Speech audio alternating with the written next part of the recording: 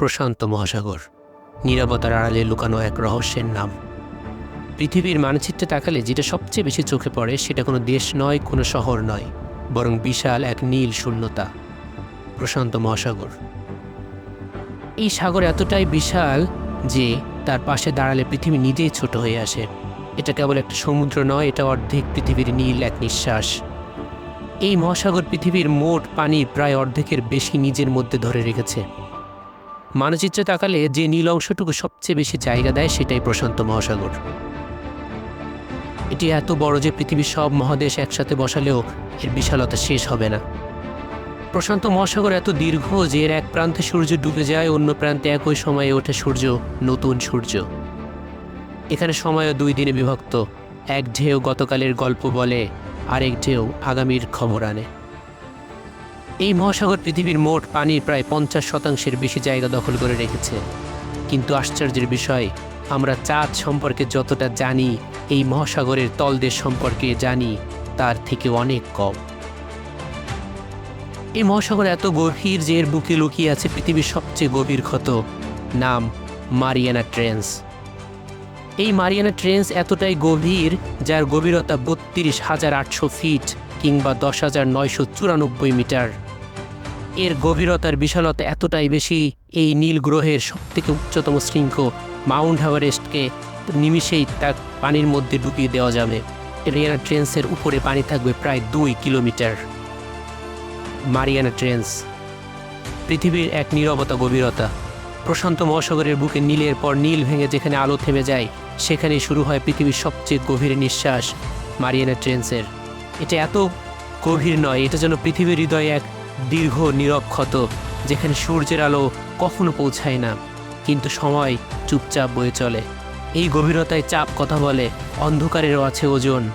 মানুষের শরীর সেখানে মুহূর্তেই ভেঙে পড়ে, তবু জীবন থেমে থাকে না।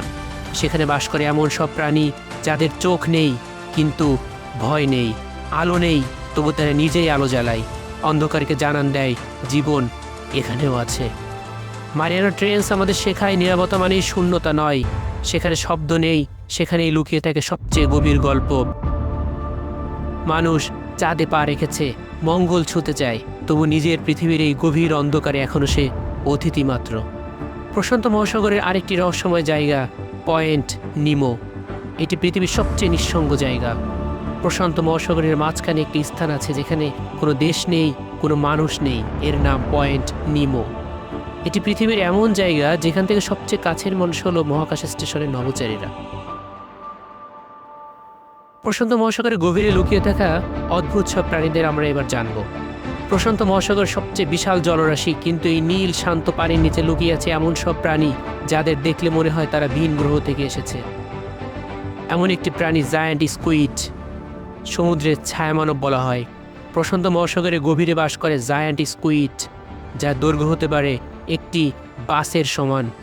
এর চোখ একটি অন্ধকারেও শিকার দেখতে পারে। কয়েক শতাব্দী ধরে নাবিকেরা যাদের গল্প বলতো, আজ বিজ্ঞান প্রমাণ করেছে তারা সত্যিই ছিল।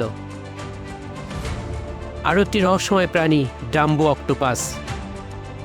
কানার মতো পাখনা নিয়ে পানিতে উড়ে বেড়ায় ডাম্বো অক্টোপাস। এরা থাকে এমন গভীরে যেখানে সূর্যের আলো পৌঁছায় না। চাপের মধ্যেও নরম শরীর নিয়ে তারা বেঁচে থাকে, যা মানুষের কল্পনার বাইরে। আরেকটি অদ্ভুত প্রাণী নাম ব্লব ফিশ। বাইরে তুললে যাকে বিকৃত মনে হয়, গভীরে সে আসলে পুরোটাই স্বাভাবিক। ব্লব ফিশ আমাদের শেখায় পরিবেশ বদলালেও চেহারাও বদলে যায়। এই প্রশান্ত মহাসাগর শুধু পানি নয়, এটা রহস্যের এক জীবন্ত জাদুঘর, যেখানে প্রতিটি ঢেউ একটি অজানা গল্প বহন করে, আর প্রতিটি গভীরতা মানুষের অজানা সীমার কথা মনে করিয়ে দেয়। হয়তো একদিন আমরা এই নীরব নীল দানবের সব রহস্য উদ্ঘাটন করতে পারবো, আর হয়তো কখনোই না।